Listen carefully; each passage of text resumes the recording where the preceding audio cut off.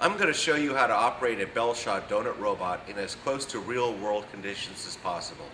In this video, we're going to make cake donuts and mini donuts.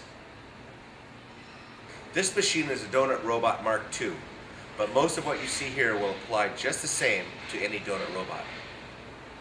You should never go too fast or do anything that you're not completely sure is safe, and you should read and understand the manual before you operate a donut robot on your own, without an experienced person to help you.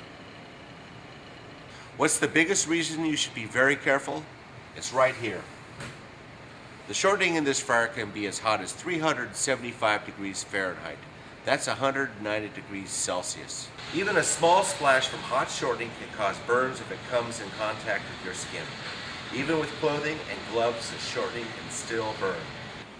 So always be cautious and careful, and never ever put your fingers into hot shortening. You should also try not to allow any shortening to land on the floor. Hot or cold shortening on the floor could cause you or someone else to slip.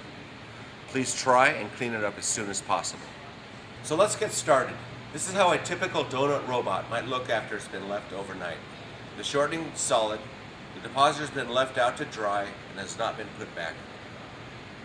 Go ahead and plug in your machine. And if this red light doesn't come on, check the breaker in the back.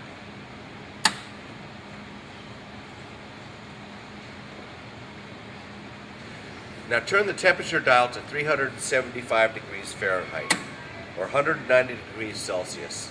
This is the most common frying temperature for cake donuts. The red light next to the dial should come on. Now if the hopper and plunger were left off, put them back in position. The depositor has two hoppers. One is for standard size donuts, the other is for miniature donuts. The standard hopper has one hole at the bottom, and the plunger is a single plunger. The miniature donut hopper has two smaller holes at the bottom, and the plunger is a double plunger. We'll use the miniature plunger first.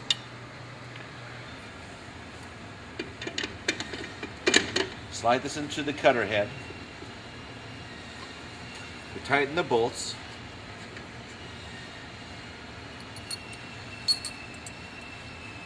The double miniature plunger will have a hole which we line the pin up with.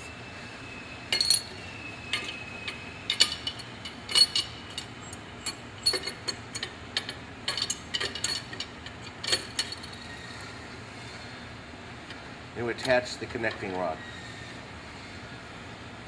It's exactly the same for the standard size cake donuts.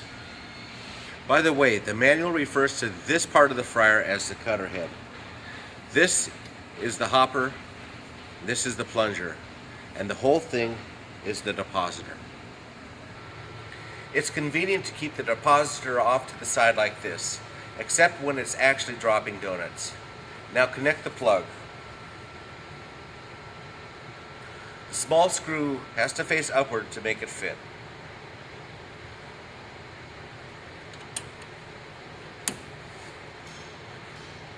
Hold the depositor switch down in the prime position to make sure that the plunger is moving smoothly.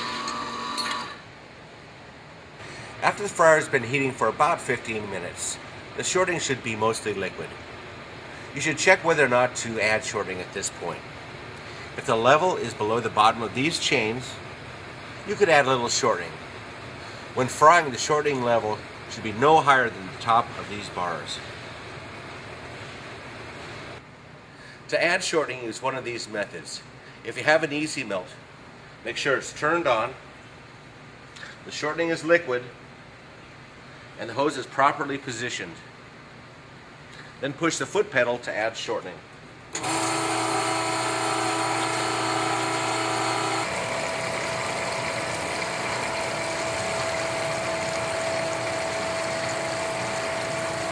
If you have a shortening reserve tank, add shortening and wait for it to melt. Then push the valve button.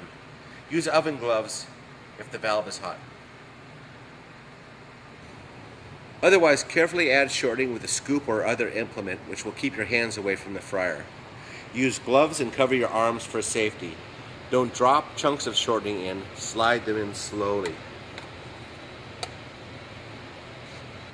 When the temperature reaches 375 degrees, the shortening level should be no higher than the top of the flight bars. When the temperature of the fryer gets up to about 300 degrees, this makes it a good time to make the cake donut batter.